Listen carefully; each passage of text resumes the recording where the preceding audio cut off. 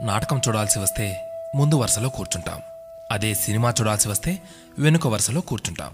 ముందు వెనుక అన్నవి సాపేక్షం. సబ్బును తయారు చేయాలంటే ఆయిల్ కావాలి. అదే చేతికి అంటిన ఆయిల్ని పోగొట్టుకోవాలంటే సబ్బు కావాలి. చిత్రంగా ఉంది కదూ, జీవితం కూడా ఇంతే. సమస్య వచ్చి పడింది, జీవితం అయిపోయింది అనుకోకూడదు.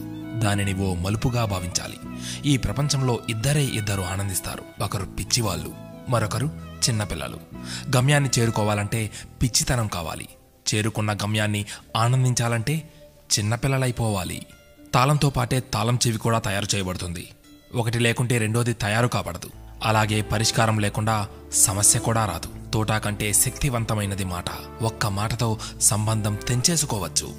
ఒకే మాటతో లేని బంధాన్ని పెంచేసుకోవచ్చు కూడా. మనిషి సమాజంలో సూదిలా బ్రతకాలి కాని కత్తెరలా కాదు. సూది పని ఎప్పుడు జోడించడం మాత్రమే, కత్తెర పని ఎప్పుడు విడదీయడమే.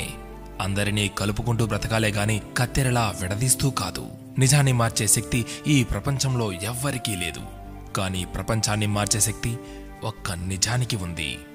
నీవు సంతోషంగా ఉన్నావంటే నీకు సమస్యల్లేవని కాదు, వాటిని ఎదుర్కోగల శక్తి, ధైర్యం నీకున్నాయని అర్థం.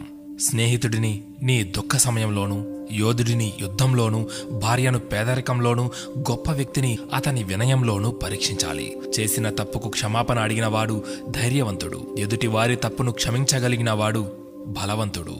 కష్టం అందరికీ శత్రువే, కానీ కష్టాన్ని కూడా చిరునవ్వుతో స్వీకరిస్తే అది సుఖమై నిన్ను ప్రేమిస్తుంది. ఓటమి లేనివాడికి అనుభవం రాదు, అనుభవం లేనివాడికి జ్ఞానం రాదు. గెలిచినప్పుడు గెలుపును స్వీకరించు, ఓడినప్పుడు పాఠాన్ని స్వీకరించు. ఓడిపోయి విశ్రాంతి తీసుకుంటున్నప్పుడు ఆ ఓటమి నేర్పిన పాఠాన్ని చదువుకో. నీవే గెలుస్తావు. ఎవరికైనా ఉండేది రోజుకు 24 గంటలు మాత్రమే. గెలిచేవాడు ఆ 24 గంటలు కష్టపడుతుంటాడు. ఓడేవాడు ఆ 24 గంటలు ఎలా కష్టపడాలా అని ఆలోచిస్తుంటాడు. అంతే తేడా.